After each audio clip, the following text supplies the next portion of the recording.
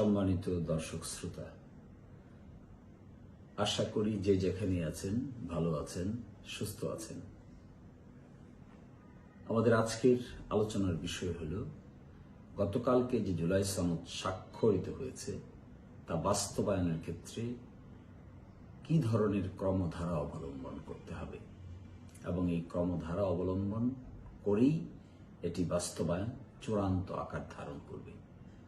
এই ক্ষেত্রে আমাদের চিন্তায় এবং বিবেচনায় 5টি পদক্ষেপ গ্রহণ করার বিষয়। প্রথম পদক্ষেপ হল এই জুলাই সনদে স্বাক্ষর প্রদান। দ্বিতীয় পদক্ষেপ হল এই স্বাক্ষর অনুযায়ী সরকার কর্তৃক একটি আদেশ জারি করা। তৃতীয় পদক্ষেপ হল এই আদেশের আলোকে একটি গণভোটের আয়োজন করা। চতুর্থ পদক্ষেপ হল নতুন সংসদ গঠন করা, যার দুটি ক্ষমতা থাকবে, একটি কনস্টিটিউয়েন্ট পাওয়ার আর একটি হল সাধারণ সংসদ। আর পঞ্চম পদক্ষেপ হল সংসদের প্রথম সিটিংয়েই এই গৃহীত পদক্ষেপগুলোকে সাংবিধানিকভাবে অনুমোদন দেওয়া। এই 5টি পদক্ষেপের মাধ্যমে জুলাই সনদে অন্তর্ভুক্ত সাংবিধানিক সংস্কার নতুন মাত্রা পাবে। গতকালকে যেটি হয়েছে এই বিষয়ে অনেকেই অনেক কথা বলেছেন, কিন্তু আমরা তীক্ষ্ণ নজর রাখছি যে ঐকমত্য কমিশন খুব দ্রুতই সরকারকে এই ক্রমধারা অবলম্বনের ক্ষেত্রে পদক্ষেপ গ্রহণ করার সুপারিশ করবে, এটি আমরা প্রত্যাশা করি এবং এটিই হবে ইনশাআল্লাহ, আশা করি। পরবর্তী পদক্ষেপ হলো একটি আদেশ জারি করা। এই আদেশটি জারি করার মাধ্যমে সরকার একটি পরিবেশ তৈরি করবেন। সেই আদেশটি আসলে জুলাই সনদ স্বাক্ষরের আগে জারি করা সম্ভব নয়, এটি স্বাক্ষরের পরবর্তী পদক্ষেপ হিসেবেই জারি করতে হবে। কারণ স্বাক্ষর করার পরেই জারি করার পদক্ষেপ নেওয়ার প্রশ্ন আসে, আগে আসে না। সেই জারির মধ্যে যে আদেশটি জারি হবে সে আদেশে কি থাকবে, সেই আদেশে কোন প্রেক্ষাপটে আদেশ জারি করা হচ্ছে, সেখানে কি কি বিষয় অন্তর্ভুক্ত হবে এবং গণভোটটা কি করে আয়োজন হবে এবং গণভোটে কি কি বিষয় অন্তর্ভুক্ত থাকবে এবং গণভোটের মধ্যে প্রশ্নটা কি করে যাবে এবং সেই বিষয়গুলোকে কোনো ধরনের কোনো দ্বিমত ছাড়া ঐকমত্য কমিশন কোন কোন বিষয়কে গণভোটে পাঠাবেন, সেই জন্য একটি সুস্পষ্ট ক্লিয়ার কাট রোডম্যাপ বা গাইডলাইন বা একটি আইনি পদক্ষেপ নেবেন। আমরা আশা করি ঐকমত্য কমিশন খুব দ্রুত, আমি আশা করব 1-2 দিনের মধ্যে সরকারকে এই পদক্ষেপগুলো উল্লেখ করে চিঠি প্রদান করবেন। আর দ্বিতীয়ত হলো এই চিঠি পাওয়ার সাথে সাথে সরকার একটি আদেশ জারি করবে, যে আদেশের মধ্যে এই বিষয়গুলো উল্লেখ থাকবে এবং গণভোট সহ পরস্পর এটাও থাকবে যে পরবর্তী যে সংসদ হবে এই সংসদের যে গাঠনিক ক্ষমতা থাকবে অর্থাৎ কনস্টিটিউয়েন্ট ক্ষমতা থাকবে, এই ক্ষমতার বলে ওই সংসদ কি করতে পারবে তারও সুনির্দিষ্ট দিক নির্দেশনা থাকবে। এবং তারপরে গণভোট যখন অনুষ্ঠিত হবে, এই গণভোট অনুষ্ঠিত হওয়ার মধ্য দিয়ে নতুন সংসদ দুটো ক্ষমতা প্রাপ্ত হবে। একটি ক্ষমতা হলো কনস্টিটিউয়েন্ট পাওয়ার। এই জন্যই আমরা গণভোটে এগ্রি করেছি।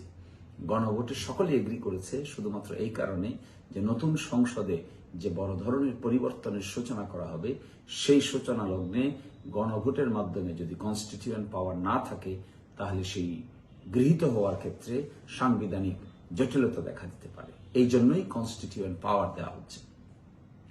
এবং গণভোটের মাধ্যমে যে পাওয়ারটা অর্পণ করা হবে সেই পাওয়ারটা এক্সারসাইজ করার ফলে পার্লামেন্টের নতুন করে আর কোনো গণভোটের আয়োজন করতে হবে না।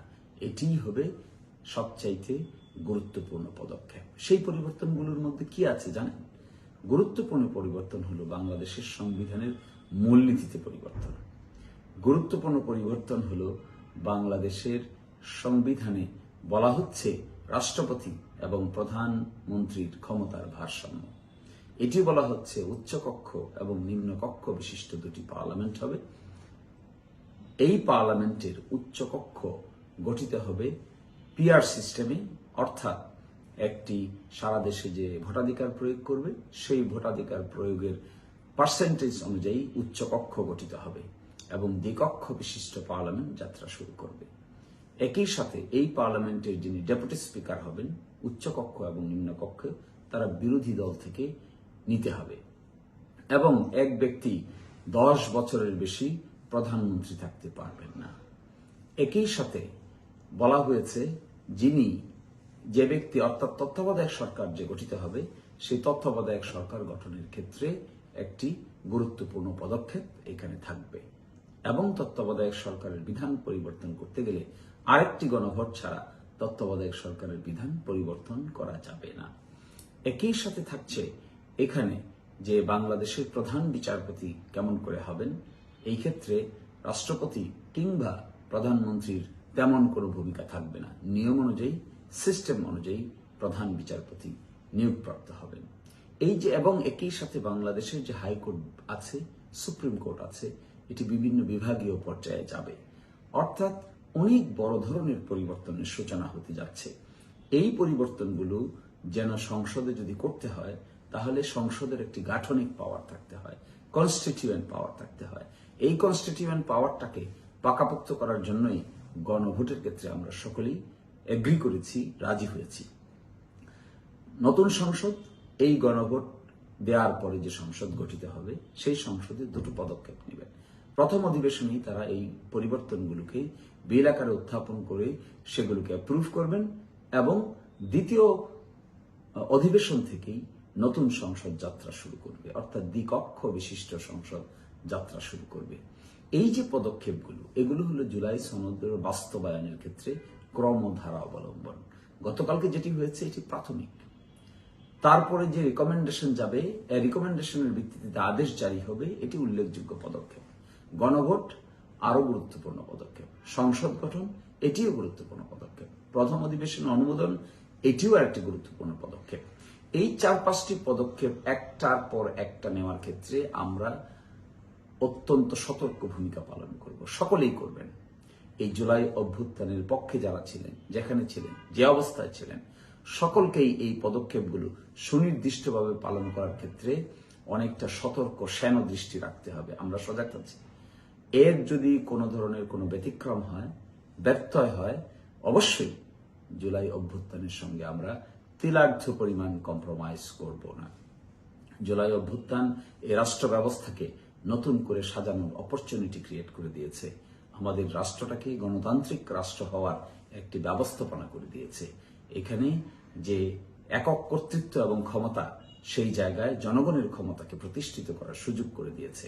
এই সুযোগকে আমরা কেউই হাতছাড়া করতে চাই না, করব না, করতে দিবেও না। ফলে আমি মনে করি এই 5টি ক্রমধারা অবলম্বনের ক্ষেত্রে একটিতেও যেন কোনো ধরনের কোনো ব্যত্যয় না হয়, কোনো ধরনের কোনো ভিন্ন কিছু পরিলক্ষিত না হয়, এটিতে সেন দৃষ্টি রাখাই আমাদের এখন মূল কাজ।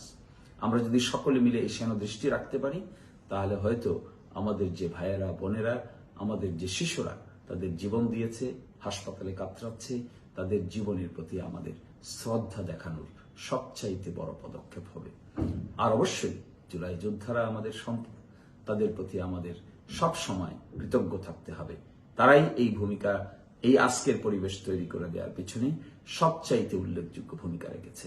ফলে আমরা মনে করছি এই যে 5 পদক্ষেপ, জুলাই সনদ স্বাক্ষর একটি পদক্ষেপ, দ্বিতীয়ত হলো আদেশ জারি একটি পদক্ষেপ, তৃতীয়ত হলো গণভোট একটি পদক্ষেপ, চতুর্থত হলো নতুন সংসদ গঠন একটি পদক্ষেপ, পঞ্চমত হলো প্রথম অধিবেশনে এগুলোকে অনুমোদন দেওয়ার একটি পদক্ষেপ। এই ক্রনোলজিক্যাল ধারাবাহিকতার একটির যেন ব্যত্যয় না হয়, সেই ক্ষেত্রে আমরা সেন দৃষ্টি রাখতে হবে, সতর্ক দৃষ্টি রাখতে হবে। কোনো দল কিংবা কোনো গোষ্ঠী কিংবা কোনো ব্যক্তি এই ক্রমধারা অবলম্বনের ক্ষেত্রে যেন কোনো ধরনের বাধা বিপর্যয় তৈরি করতে না পারে, সেই ব্যাপারে আমাদের সকলেই সজাগ থাকতে হবে। আর একই সাথে আমি এনসিপির ভাই ও বন্ধুদেরকে বলবো, তারা এই বাস্তবায়নের জন্যই, বাস্তবায়নটা যেন সঠিকভাবে হয় সেই জন্যই তারা গতকালকে এই স্বাক্ষর অনুষ্ঠানে যাননি। আমি আশা করব এই বাস্তবায়নের ক্ষেত্রে সরকার যত সিনসিয়ার হবে, সকলেই তত ঐক্যবদ্ধ হবে। সরকার যত দ্রুত পদক্ষেপ গ্রহণ করবে, সকলেই তত ঐক্যবদ্ধ হবে। সকলেই একসাথে দাঁড়িয়ে জাতি, ধর্ম, বর্ণ, শ্রেণী নির্বিশেষে বাংলাদেশকে গঠন করার ক্ষেত্রে আমরা সকলেই কনস্ট্রাকটিভ ভূমিকা পালন করব। সকলের প্রতি শ্রদ্ধা জানিয়ে আজকের মতো এখানে বিদায় নিচ্ছি। আল্লাহ হাফেজ।